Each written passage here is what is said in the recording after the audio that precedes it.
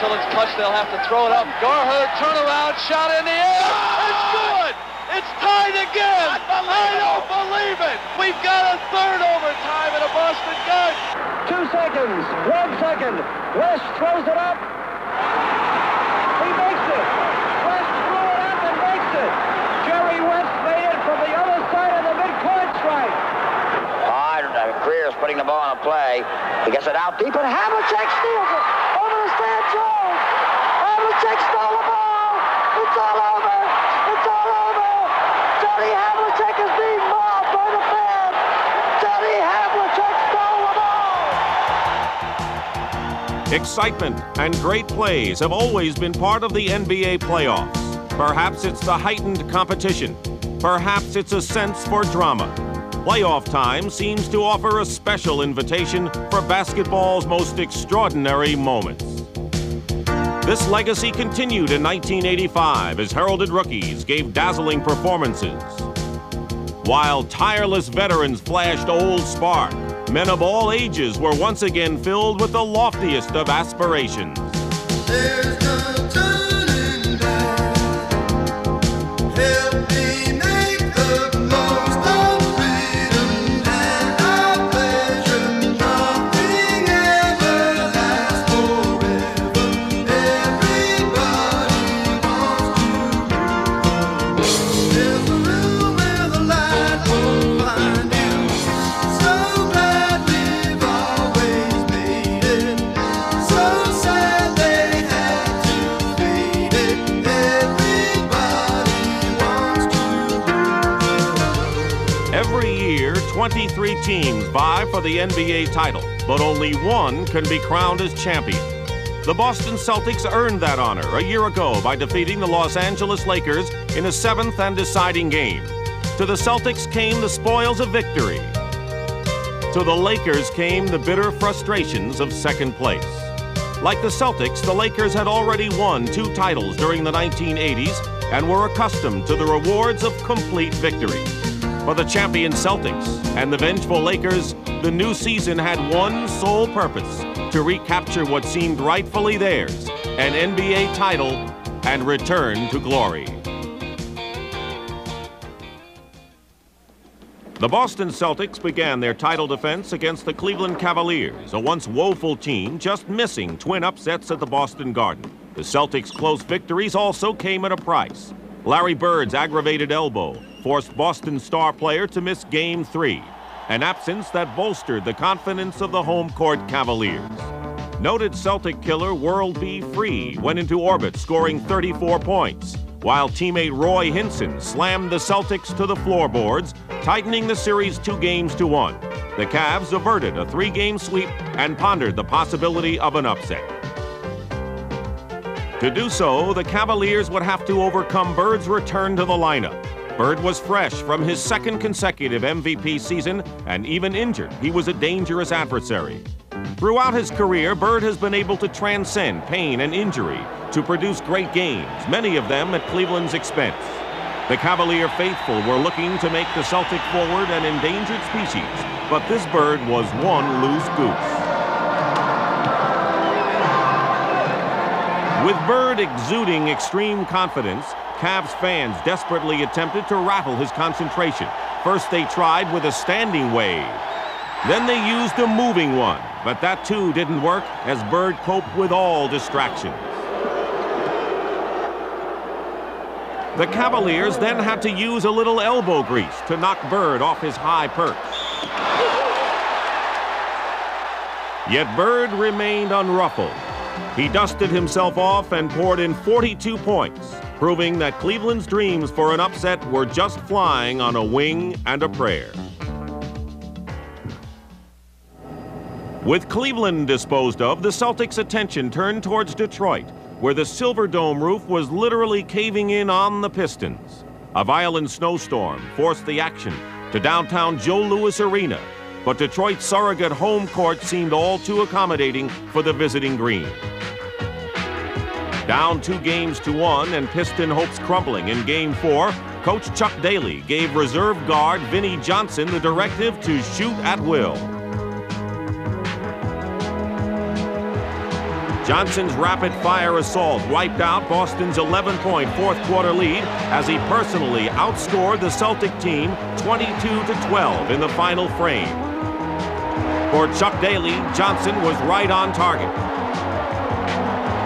Johnson's heroics also baffled the Celtics, for it wasn't Detroit's 3 All-Stars who evened the series, but an unheralded, happy-shooting man named Johnson.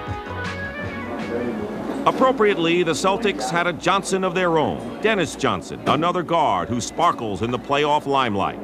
DJ's aching wrist made him miss the morning practice, but no injury could slow him down from a 30-point evening. Daly turned to his own version of Johnson, and it again paid off, as Vinny connected on 8 of his first 9 shots. Despite Vinnie Johnson's show-stopping performance, the Boston Garden is a floor meant for Celtic greats like Larry Bird. Bird answered the call with 43 points in Game 5 and continued his mastery in Game 6 to give the Celtics a 4-2 series victory. Boston's postseason show moved now into the Eastern Conference Finals, forcing the proud but defeated Pistons to exit stage right. The playoff spotlight gleamed brightly upon Boston's heralded Celtics. The team was primed, nearly invincible at home, and ready for anything to come down the line. But waiting in the wings were the Philadelphia 76ers, the one team that turns the Celtics' accustomed joviality into deep concern. Over the years, the two teams have shattered the traditional image of a friendly rivalry to establish a family feud.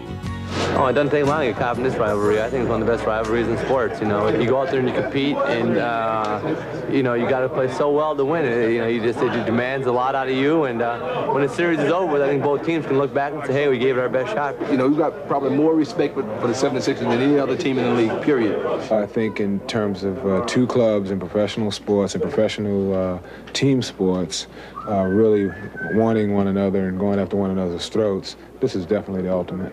There's no greater time in basketball that I've ever had other than going out and beating the 76ers. Good afternoon, ladies and gentlemen, and welcome to Boston Garden. Collectively, the Celtics and the 76ers had won 5 straight Eastern Conference Finals, and number 6 had a pre-series favorite. And the world champion Boston Celtics. Boston earned the league's best record and outdistanced Philly by 5 games. Yet the critical issue was momentum. Boston was tested in the early rounds and responded confidently, while Philadelphia breezed past the Milwaukee Bucks in 4 straight. Some speculated if the Sixers had peaked too soon. Well, a week's rest, Dick, means an awful lot, but perhaps you can rest too long. It's my experience. Philadelphia's layover gave Moses Malone ample time to contemplate. Malone pondered his first 76er playoff series against Boston and dwelled upon Robert Parrish's winning postseason reputation. These heavy thoughts may have consumed Malone, humbling him to Parrish's dazzling defense. It was apparent that Malone was psychologically flat and was caught flat-footed by Parrish at every turn.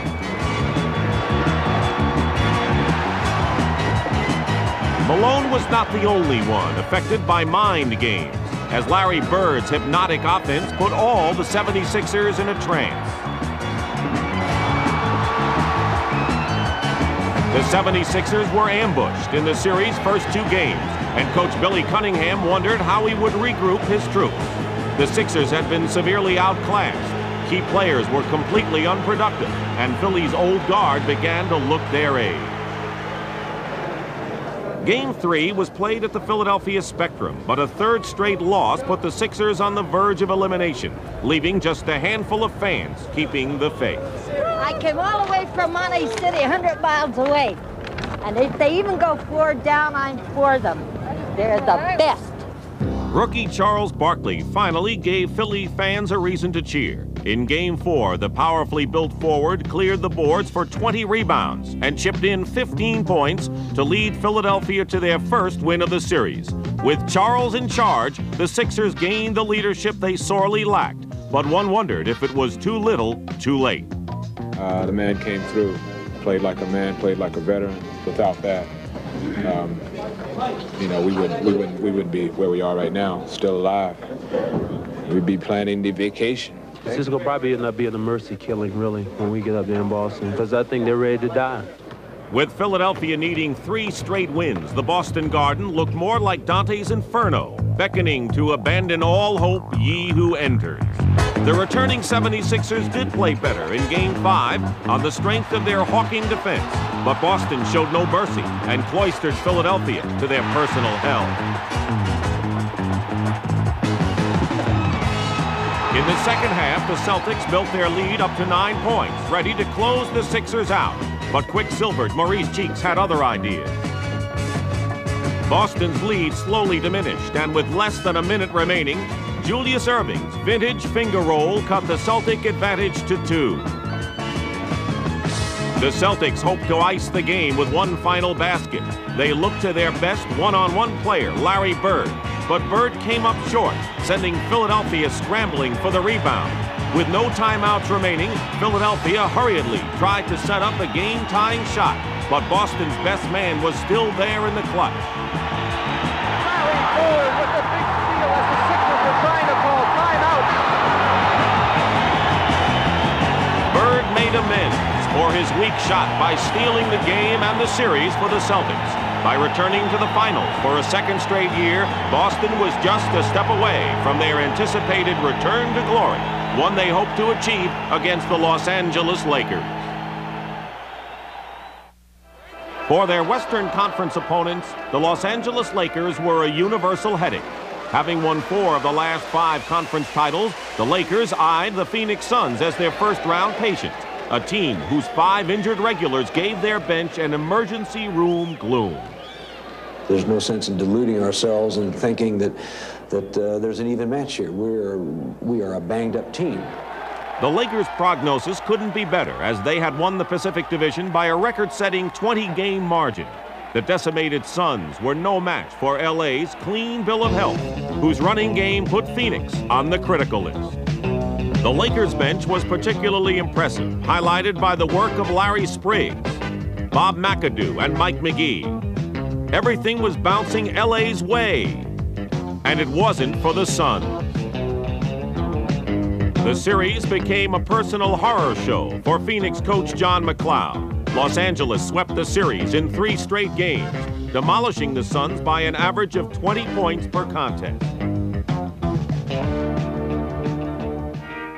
In round 2, Los Angeles hoped for a repeat sweep against the Trailblazers. Portland's 357th consecutive sellout saw their team down 3 games to none, partly due to LA's containment of Kiki Vandeweghe. However, the high-scoring forward got the Blazers rolling in Game 4. The Blazers traded 5 players to get Vandeweghe, part of Portland's new look that included #1 pick Sam Bowie.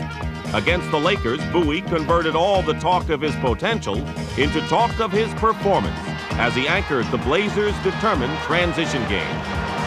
Portland wildly celebrated an 8-point win, but like all festive parties, a spinning hangover usually follows. Portland had to sober up to Magic Johnson, who sliced through the Blazers with razor-sharp perfection.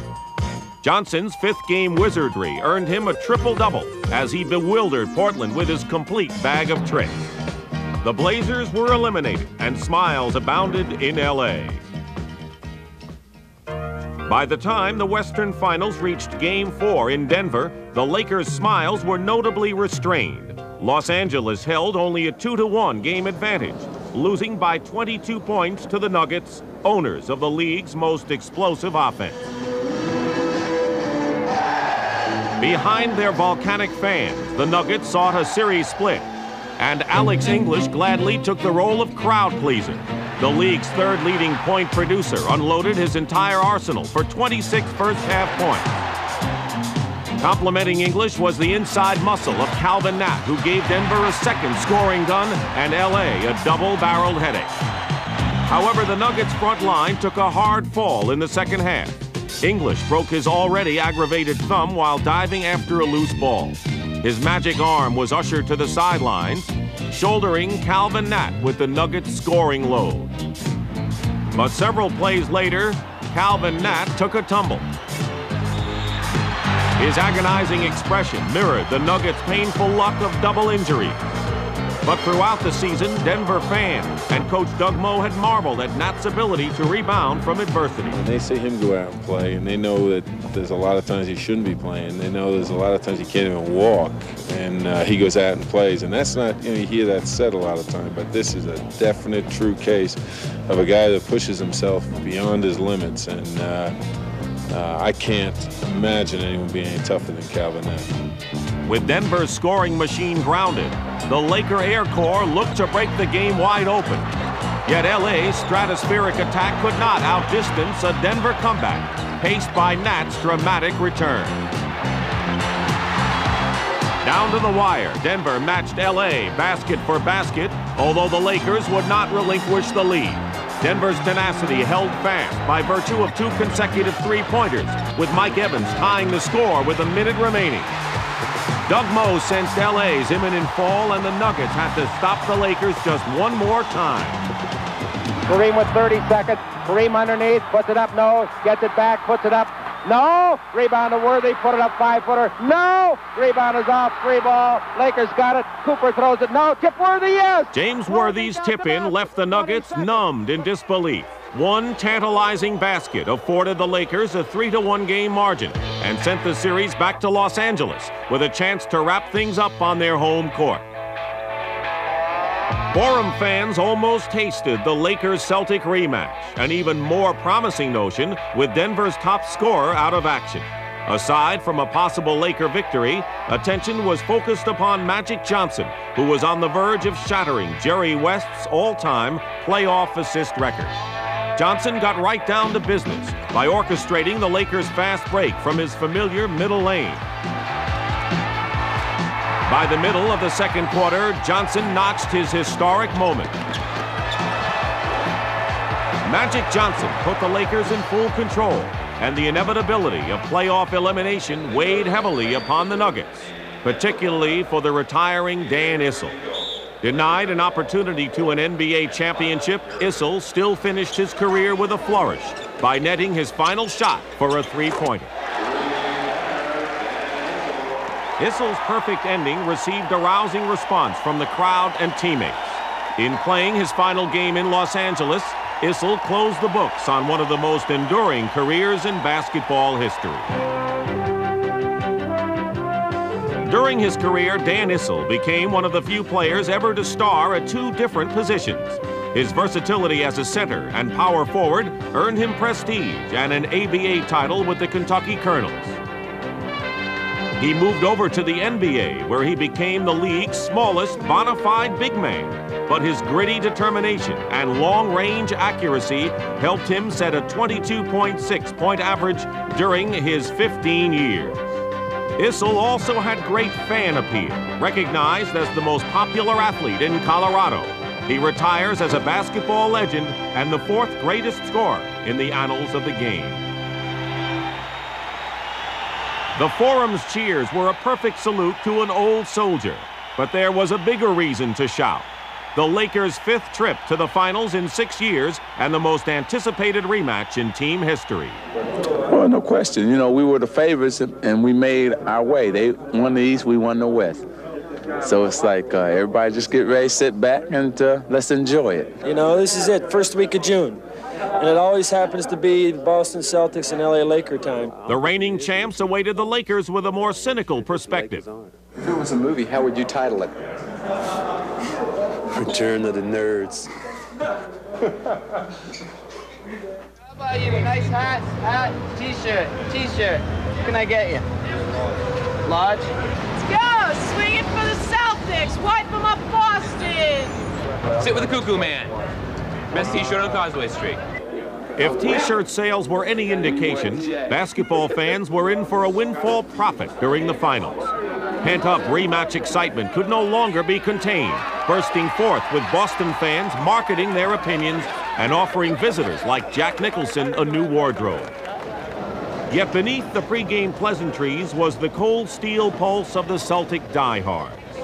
They just didn't sit in the Boston Garden. They manned battle stations, psyching themselves for the opening tip-off.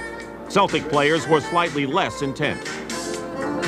Guys, turn around. You know, tell us this is what happens when you get to the big boys.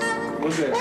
you on television a lot. The Celtics and Lakers rivalry was the perfect drama for a nationwide audience. Okay, now take 4 again, John. Let me just see what it would look like without the white light. With the involved plot complications of the Celtic dynasty and the Lakers' revenge, viewers watched in record numbers. So Larry Bird's injury, of course, is number 1, but the Celtics certainly have more problems than the Lakers. And for more on that, let's go back upstairs to Brent. Okay, now take 4 again, John. So we are set to begin now. It is game 1. We are down to the magnificent 2. It's the Lakers and the Celtics coming up on CBS. Interest was building. Before the Celtics and Lakers would grind elbows, they had to square off against a different kind of opponent. Pre-game tension. It affects even the most seasoned athletes. For the Lakers, it was a tough battle amidst Boston's zealous supporters. The Celtics had their own case of the warm-up jitters. Their fans were so accustomed to Celtic championships that they practically demanded it. They were ready to chalk up another victory to Boston's illustrious 15-1 finals record. For both sides, pre-game tension was inescapable. A world championship, the thunderous din, the superb competition, all beneath the legendary banners of basketball's most hallowed hall. They were the supreme ingredients for the year's most anticipated moment, the rematch of the NBA's best 2 teams.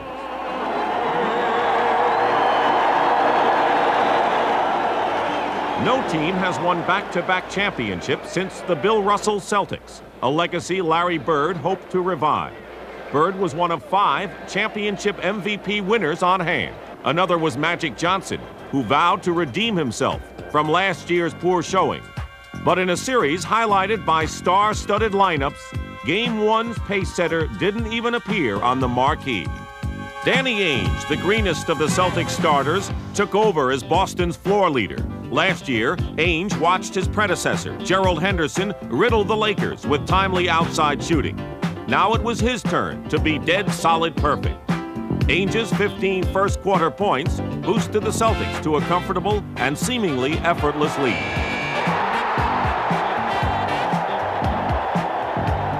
Ainge has always enjoyed a fine reputation as a streak shooter, but rarely in a game of this magnitude. His performance was convincing and slightly unexpected. Kareem Abdul-Jabbar's was simply unexpected. As the Lakers customarily do during an opposition's hot streak, they turned to Kareem to provide stability. But Kareem was wobbly at best. Robert Parrish threw Kareem's low-post offense completely off balance. It was remarkably reminiscent of Game 1 in the Philadelphia series when Parrish dominated Moses Malone. Kareem's game looked flat, and his hustle was closer to a 4-tire blowout. The Lakers were taught a first-half lesson in humility, led by Parrish's mastery over Kareem. The future Hall of Famer turned in his worst game as a playoff performer, enabling Boston to establish a championship record of 79 first-half points. And if that wasn't enough, the Celtics were thirsting for more. Casey Jones wanted to keep his team sharp. He inserted Scott Wedman, who promptly took over where Ainge left off. The sharpshooting swingman connected on all 11 of his field goal attempts, including an incredible 4-for-4 tally from three-point range. Wedman exemplified Boston's day of perfection. For all the glorious games played in Celtic history, Boston had never enjoyed a game quite like this. The Celtics' 148-114 win marked the greatest margin of victory ever in an NBA Finals contest. Celtic delirium captivated the Garden. Even loyal Laker fans had to acknowledge this awesome display of basketball might. But the Lakers themselves were not ready to throw in the towel. They would have to come back from a Memorial Day massacre, and Casey Jones knew it best. This was a whipping, and they're going to come smoking and burning, and this is going to be a motivating point for them for the next ball game. So come Thursday, we know we're in deep trouble, and we have to come out and try to match the intensity that they're going to come out with. They were going on all cylinders, and they were primed and ready for the first home game. and they deserve a lot of credit. We'll be back, you know. If a 7-game series can be decided in one game, then it would be over with, but there's going to be 6 more basketball games. The Lakers had their work cut out for them and buckled down to 3 days of preparation in cramped hotel conditions. The Celtics did just the opposite, returning to their comfortable homes to relax. It was an important difference for family men like M.L. Carr, giving extra significance to a home court advantage. As a devoted father and husband, Carr's Game 2 preparation was accompanied by the warmth of the family unit. It was an off-court tenderness, completely different from his scrappy persona, one that made Carr the league's most scorned player on the road. But in Boston, Carr earned a popularity second to Larry Bird's. He was indeed a man of split personalities. I'd rather be the good guy off the court than the bad guy on the court. And fans always got to have somebody to hate anyway. And I feel like a lot of times they envision me as the embodiment of the Celtics. So they hate the Celtics anyway, because you're always on top and Red all back in his system and the whole thing.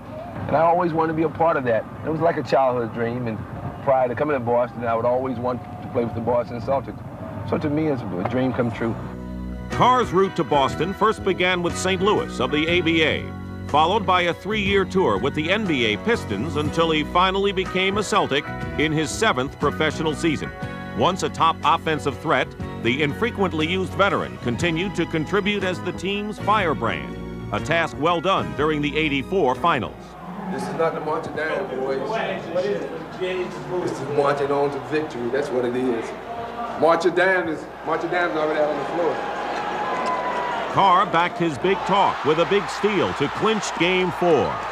Laker fans were fit to be tied, and so was the series, as the most flamboyant Celtic reinforced his image as basketball's bad boy. If I sit up on the sideline and pouted about not playing a lot of time, not being able to do some of the things I did when I was 27, 28 on the basketball court, everybody would say he's a bad apple. You don't need him on the team. You don't need this, you don't need that. But then, in a sort of a sarcastic way, all of a sudden they say he's a cheerleader. And I resent that, I really do. I'm over trying to pass on some of the things that were given to me. So I felt that once my time came that I had to sit, I tried to do something that was positive for the team. The fans yelling and screaming, getting hoarse, talking about me, or yelling at me and calling me names, is better than yelling at guys on the court that's playing all the time. So I orchestrate that. And I think it's probably helpful for the club. The speculation surrounding Game 2 was akin to the opening bell on Wall Street. Momentum and strategy were the watchwords that fueled conversation, while bearish sentiment sided with the Lakers. Pat Riley levied much of his first-game criticism on Kareem Abdul-Jabbar, the man who had to inspire the Lakers after the most embarrassing loss in team history. In turn, the 38-year-old veteran publicly vowed to vindicate himself. As far as the Celtics were concerned, Kareem's resolve wasn't even an issue. Boston hadn't yet lost a home playoff game. After the Lakers' pathetic showing, nothing seemed likely to change. With 3 more home games scheduled in the Garden, a victory parade appeared to be a lock. Instead, Boston marked time to a procession of poor perimeter shooting. The jump shots that dropped faithfully 3 days earlier betrayed the Celtics, leaving them prey to the Lakers' transition game. The Celtics' marksmanship had considerably cooled. Even when Boston went inside, they missed. Again, throwing the Lakers' fast break into high gear. Basketball's version of the fast-paced LA freeway system. Boston got a rear window perspective of the Lakers' drive to a first-quarter lead. Much of the credit went to Pat Riley, who switched the defensive assignments of Magic Johnson and Byron Scott. The taller Johnson intimidated Danny Ainge's shooting, while Scott's quick hands had a field day on the Celtics' backcourt. Yes. The Lakers were overwhelmingly quicker and sharper than the Celtics, and surprisingly, they were more physical as well. Los Angeles adopted a swashbuckling style to break up passes and dive after loose balls, sacrificing their own bodies. The Lakers took any risk to disrupt Boston's game. It was ironic. A year ago, the Celtics were the aggressors. Now, Los Angeles had dramatically turned the tables.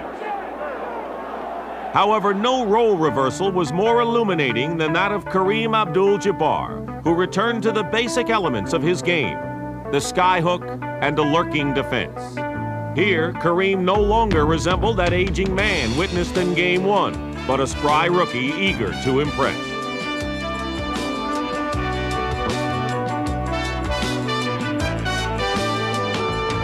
Among the swashbuckling Lakers, Kareem was the Pirate King, who powered his way to 30 points, 17 rebounds, and 3 blocked shots. The Laker captain was again at the top of his game, building LA's lead to as many as 18, while Boston floundered in his wake. The Celtics buoyed themselves with a modest rally near the end of the third quarter, but still remained the tormented victims of the bullying Lakers. With the Celtics needing to make up a dozen points in a dozen minutes, Boston now knew it was time to go to war. Make the run now, defense! Solid defense, Dennis! DJ with the ball. Boston is trailing by 12. Now to Bird. Bird on a pop-out. Fires it in. The troops rallied behind Larry Bird, the Celtic floor general, who holds the sterling reputation as basketball's best clutch performer. The Celtics edged closer behind Bird's 5 fourth-quarter baskets and uncanny team play. Back over to Bird. Bird up fakes on the three-pointer, goes into the lane, back over to Robert. Robert gets it. Robert lays it up and in, and he was fouled. Bird and company were beginning to warm up, and the Lakers were feeling the heat. Outscored by a 15-6 clip and the lead cut to 4, the Lakers had to show their poise, desperately in need of a basket. The Lakers looked to Kareem, but the Celtics did too. Now Magic Johnson devised a plan of his own. The Lakers' lead grew to 6, and the Celtics tried to fight back once again. Unfortunately, Kevin McHale forgot about LA's begoggled wonder. Kareem's block diffused the Celtics' power game, and Michael Cooper's top-of-the-key jumper finally pulled the plug. Cooper's shot just beat the 24-second clock, leaving Boston too little time to mount another charge. Boston had fought back gamely, refusing to yield to LA's strongman tactics, but wound up on the short end of a 109-102 score. The Lakers walked away with what they wanted, a split in Boston and a restoration of their character. The Lakers proved they could rebound from adversity, and the Laker captain did it with a personal return to glory.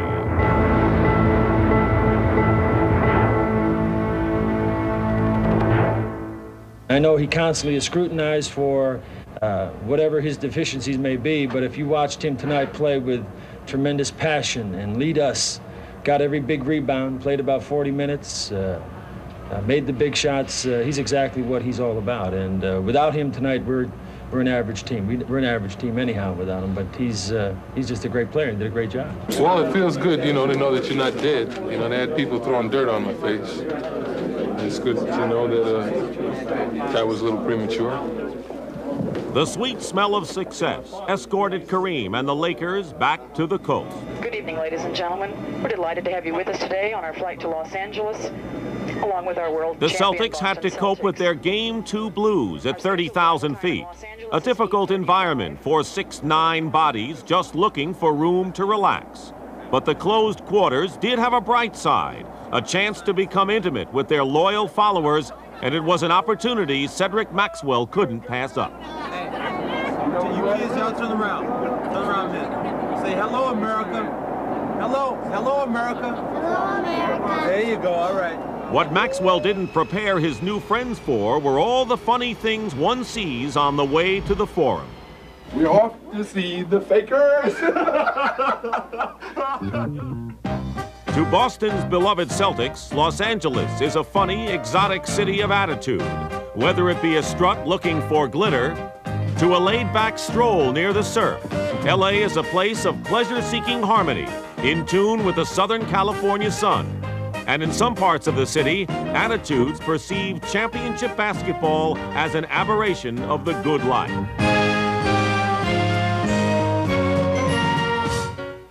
What sporting event is going on today? I don't know.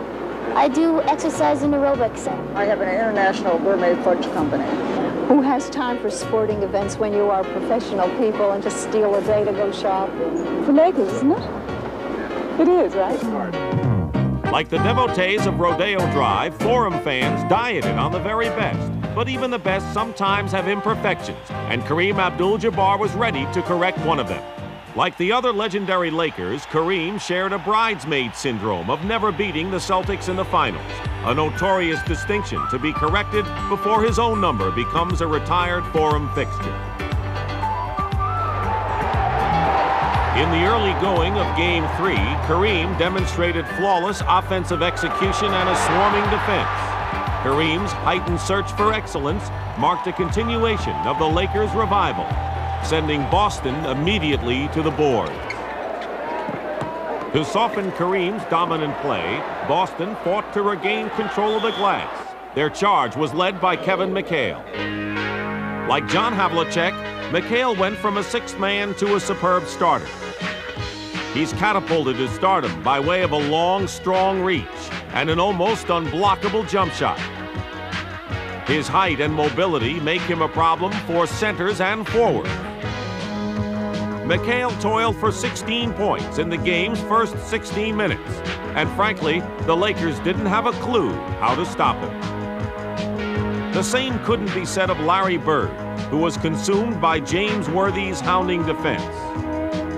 Bird's inaccuracy was the main culprit behind Boston's dwindling 10-point lead, and it gave Magic Johnson a backdoor way to solve the McHale mystery. The Lakers coolly moved back into contention by allowing anyone but McHale to challenge their sagging defense. Byron Scott's monstrous breakaway jam put LA solidly into the lead.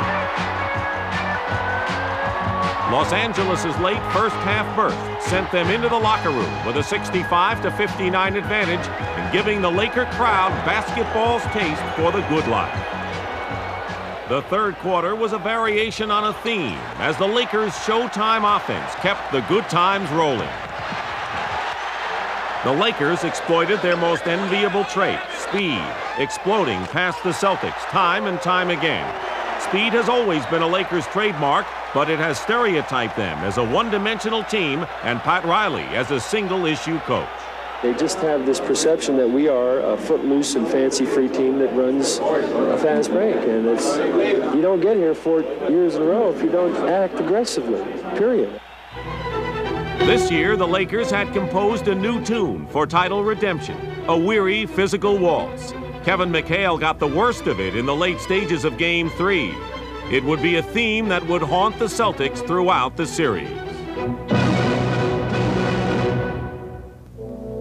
The bruising pace took its toll, sapping strength and vitality out of everyone on the court.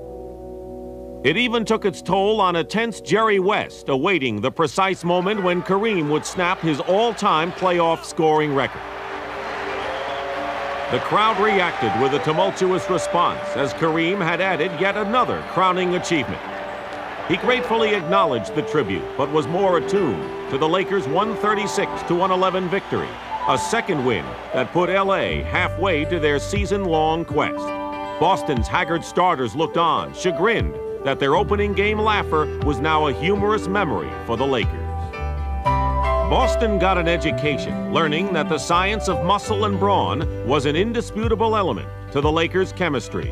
By Game 4, simple mathematics became another important subject, for a third Lakers win would create a highly imbalanced equation.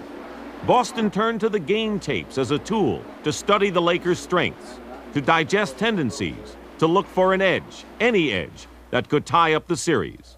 If the videotape could provide one, the Celtics waited anxiously for that slow dissolve into game action. From the opening tap, Game 4 shaped up as a classic struggle.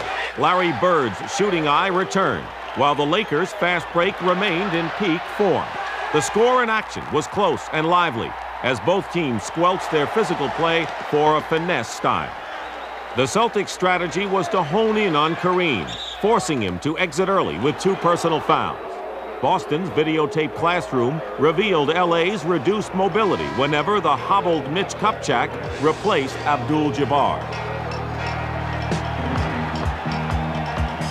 But Mitch Kupchak has never been a stranger to challenges.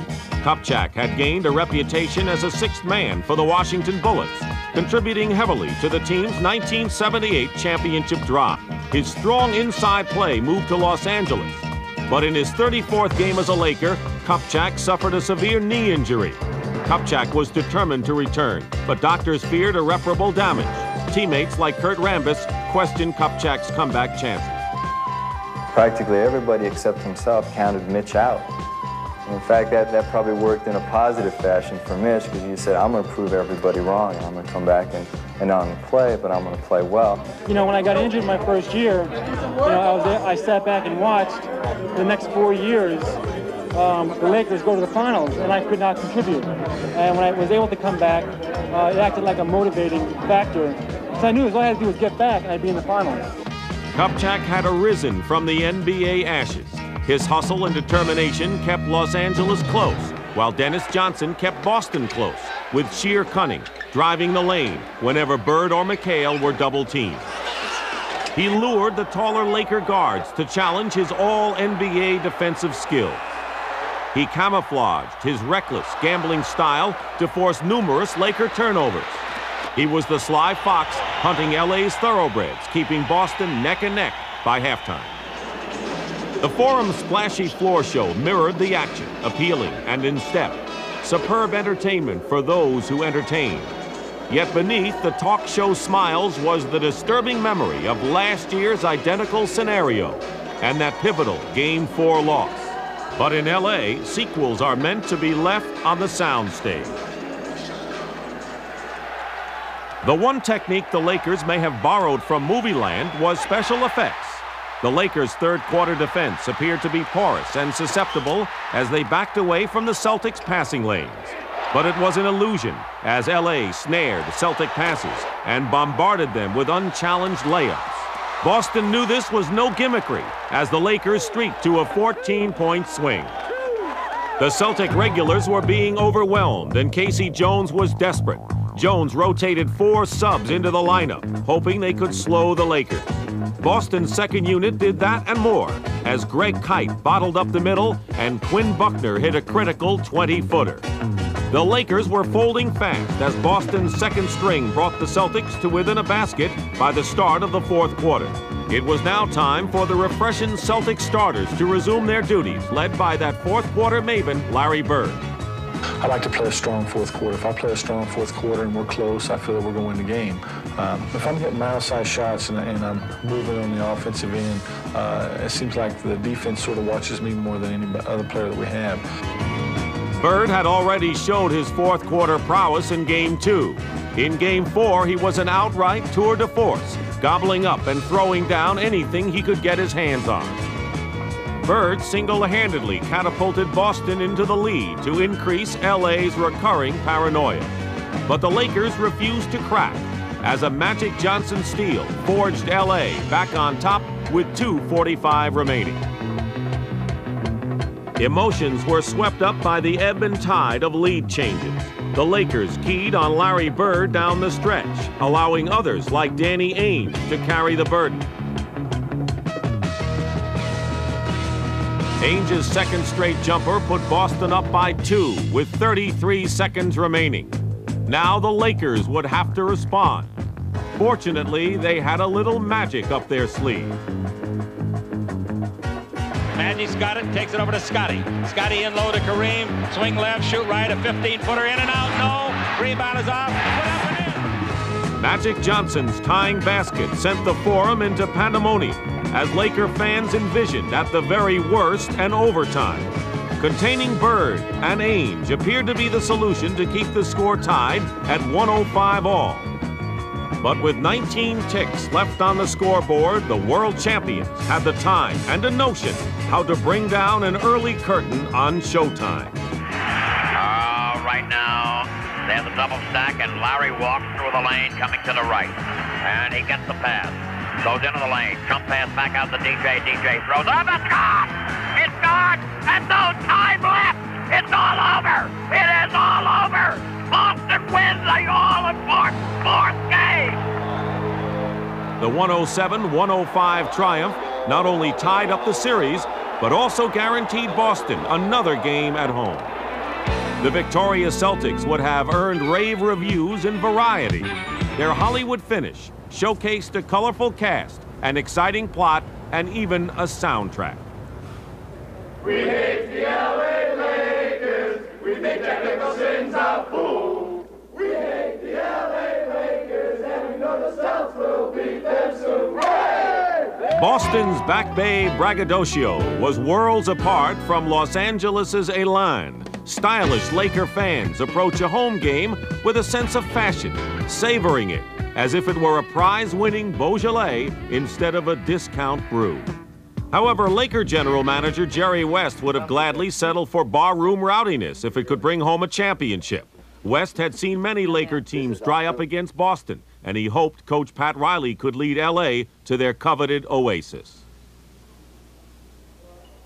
But all the pressure was on the Lakers themselves. They needed a victory in Game 5 to avert the necessity of winning 2 games at the ominous Boston Garden. It would be a critical game with both teams suffering handicaps. The Lakers were without forward Jamal Wilkes, while Boston was saddled with a subpar Cedric Maxwell, last year's 7th game hero. For storylines past and present, the final game in Los Angeles had to be the Lakers. LA knew that no one man could dominate play, that winning depended on the solidarity of a cohesive unit. The mixture of great talent has always been the foundation of the Lakers' success. But winning in the clutch takes more than that. These superb parts had to mesh as one perfect machine. Like all machines, the Lakers needed a pump to get them going.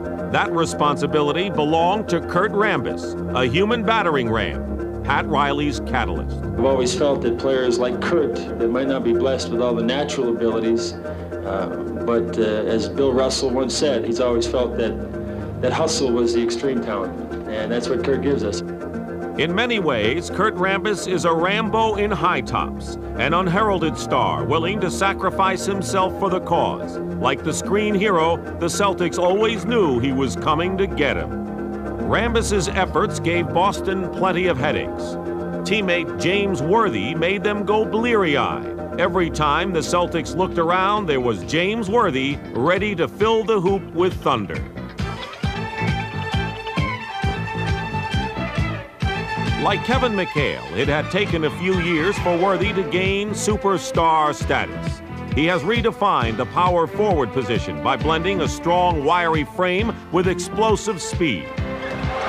Worthy proved to be too much too often for the Celtics as he coasted to 19 first-half points. The Lakers' front line paced Los Angeles to a 64-51 halftime lead, and in the third period, everything was going the Lakers' way.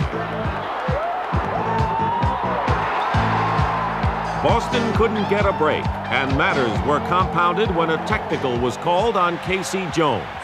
Jones walked onto the court to dispute the call with referee Darryl Garrettson. His protest incited a second technical and a game ejection, leaving Boston 17 points in the hole and without their head coach. The genius of Red Auerbach may have been behind Jones's stormy exit, a tactic Auerbach often used to fire up his squad. It was an old trick for new dogs as the Celtics started a long march back into contention. Kareem had great success with 26 points in 3 periods, but in the final phase, his teammates looked to him too often, rendering Kareem helpless to Boston's collapsing defense. The entire Laker machine was beginning to stall, a dangerous omen whenever Larry Bird begins to pour it on. Boston trimmed the Lakers' lead to 12, 10, 8 points as the Celtics' footsteps were getting a bit too loud for the Lakers. Pat Riley had seen enough as Boston pulled to within 4 points. It was time for an overhaul, and Riley reminded his men of the urgency to win at home. a goal only accessible by total team play. The Lakers made their adjustments, with Kareem kicking the ball out to open teammates. The Lakers were again turbocharged, and it was Magic Johnson who kicked it into high gear. Johnson wound up with 26 picture-perfect points and 17 assists, making more amends for last year's tough sledding. 4 points were as close as Boston would get, and their hopes were finally extinguished when the Laker trio of Johnson, Worthy, and Abdul-Jabbar topped off their 95-point combined effort. There were no buzzer beaters, no green and white euphoria, as the Lakers turned back the Celtics' determined challenge. Their 120-111 win put Los Angeles just one step away from the team's season-long quest.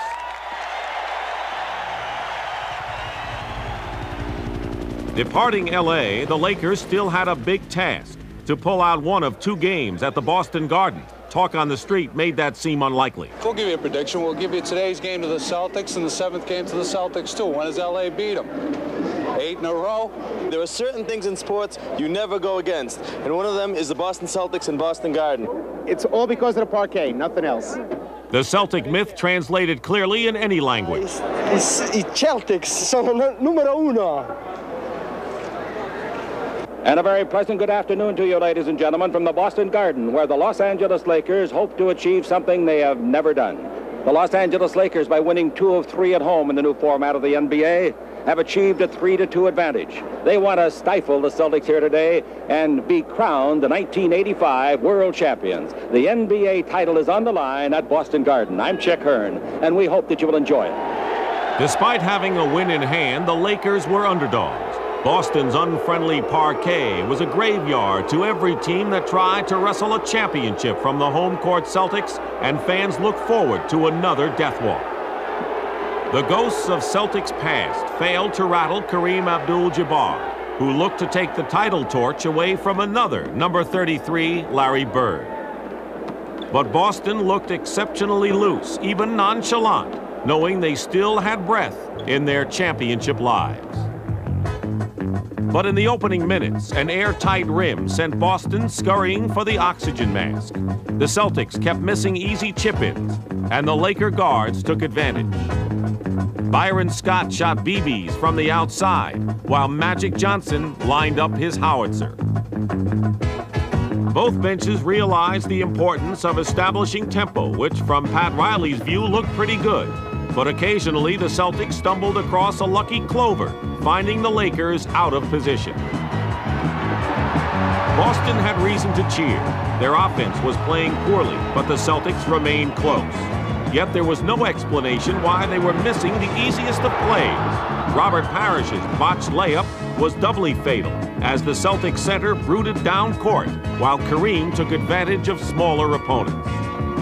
There were moments when the Lakers were as sharp as the crease on Pat Riley's new suit, but this scattered brilliance produced a disappointing result, a tied halftime score against a weakened opponent. Oddly, the Lakers were their own worst enemy by shooting just 60% from the foul line while being out-rebounded by 9. The Lakers' halftime revision was a simple one. Get the ball to Kareem, who delivered just 12 seconds into the third period. The Lakers began playing with a higher level of intensity, most apparent with Magic Johnson, who was still avenging last year's final game. Los Angeles moved out to a 10-point lead, and Riley screamed to maintain the winning edge. The Lakers kept pouring it on, and in turn, the Celtics kept spilling their guts. The leprechaun charm of the Boston Garden now seemed as thin as the Celtic hands were heavy. Yet Boston remained within striking distance, and Larry Bird sought to keep the Celtic mystique alive. As they had done throughout the series, Boston mounted another fourth-period comeback. Bird's efforts were accompanied by Kevin McHale, who used up all his fouls before nodding out with a 32-point, 16-rebound day. Laker hearts were sinking as Boston showed a reservoir of confidence. The world champions were backing the Lakers into a corner with enough momentum to carry them to a 7th game. Los Angeles badly needed to regroup. Overhead, the championship banners of Russell, Cousy, and Havlicek recited a silent incantation, reminding the Lakers that no one takes away the title when it's played on the parquet. But with the championship within reach, Kareem and the Lakers turned a deaf ear on the Celtics' haunting refrain. Behind Kareem, the Lakers engineered a final scoring burst to put Boston's series dreams to rest. The Celtics watched in quiet sorrow as the Lakers neared their championship. Kevin McHale looked on helplessly as Kareem solidified his claim as the series' most valuable player. It was observed that only a true team of destiny would destroy the Celtic jinx and win the title in Boston. The 1984-85 Los Angeles Lakers were just that. With time elapsing, Boston saw its season fading, and fittingly, Kareem turned out the lights.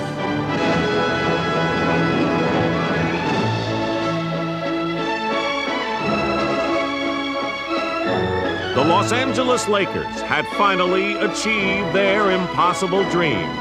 After 8 disappointments, the Lakers could finally hold their heads victorious over the Celtics. They did it in 6 games, and of all places, in Boston Garden. The losing Celtics watched with exasperation, reliving the wonderful moment that was theirs just a year ago. It was the greatest of the Lakers' 9 NBA championships. For Wilt, Elgin, Jerry, and everyone who wore a purple and gold uniform, this was a fulfillment of a promise and a return to glory.